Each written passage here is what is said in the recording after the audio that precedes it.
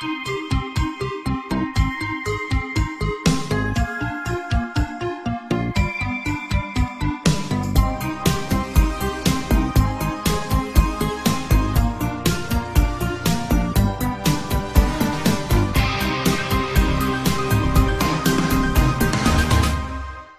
Great Popcorn Blizzard of '58.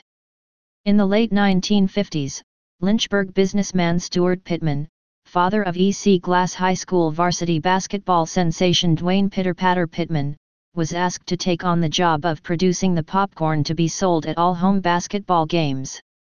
The elder Pittman happily obliged.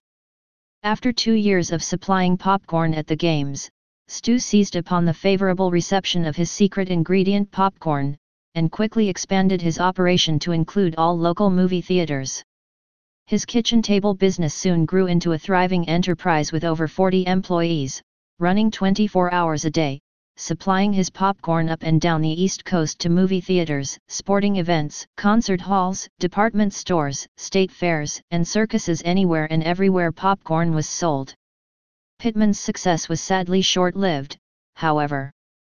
Less than a year after moving his business to a large, state-of-the-art facility on Jefferson Street, a catastrophic triple cauldron hot oil explosion leveled the facility and rained down 6 inches of popcorn that covered most of downtown Lynchburg and the lower basin.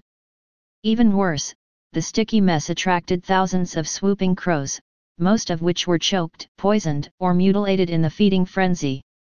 City crews spent 3 full days rounding up all the scattered crow carcasses, then trucked them just outside the city limits to Tyriana, forming a huge mound which was then covered with 2 feet of a dirt and lime mixture. The crow mound can still be seen today just off RT 460 near the intersection with the Concord Turnpike.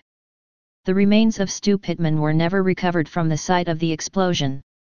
A now famous newswire photograph of the disaster, depicting the Lynchburg daytime skyline darkened by the presence of the relentless crows, is rumored to have been the inspiration for Alfred Hitchcock's famous movie, The Birds.